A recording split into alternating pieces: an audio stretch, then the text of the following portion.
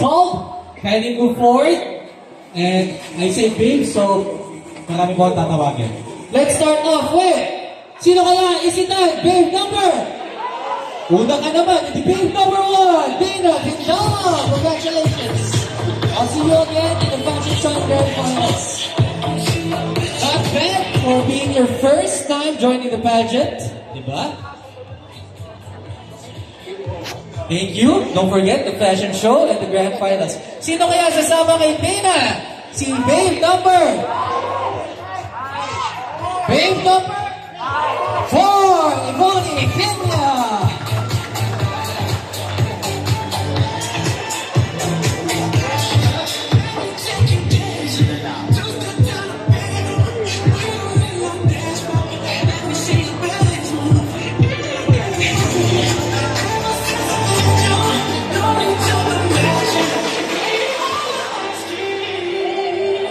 Yo. Alright. Can you move in the center once again? Babe number 4, Yvonne Kenya. See you again once again at the grand final. Joining Dana and Yvonne is babe number 5, Beatrice Montes. The bubbly girl. Congratulations. Kita kasali ka sa grand finals, Mommy. Happy Mother's Day po.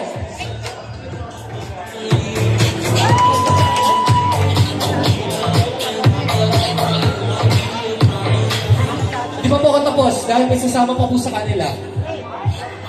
At siya ay si babe number 2, ay si Baral.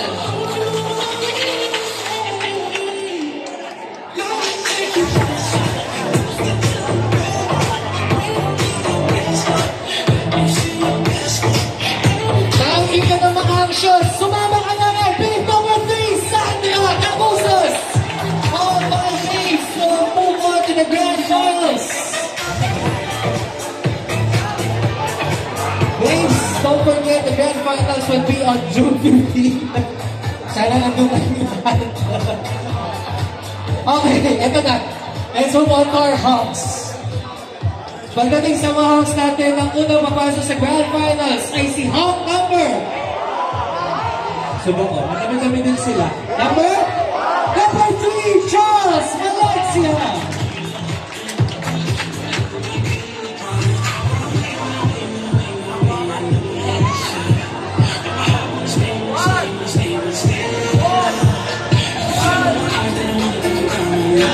Pinawag ako dito, tinawag niyo yung back number. Narinig ko din. Home number 4. Just Tony, nothing automatic. See you again in the grand finals. Honks ang fashion show sa grand finals. Alright. Joining. Malalaglag na ako dito. Joining me for song number. Swerte ka to, swerte ka lang. 8, Ares Blanes. Ito siya si Superman eh. May makiswart. Swerte daw, swerte. Alright. Joining.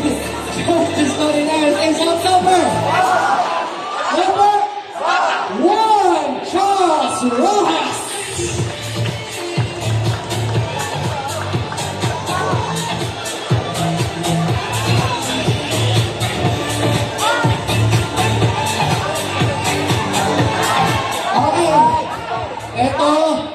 Ito na yung medyo masakit pero masayang portion.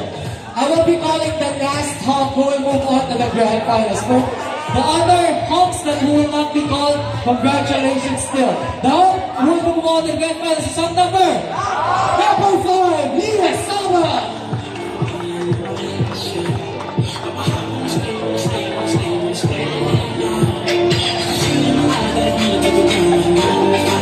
Alright, ladies and gentlemen, ito ang house and teams natin na mag-move sa grand finals. Palakpakan po natin sila.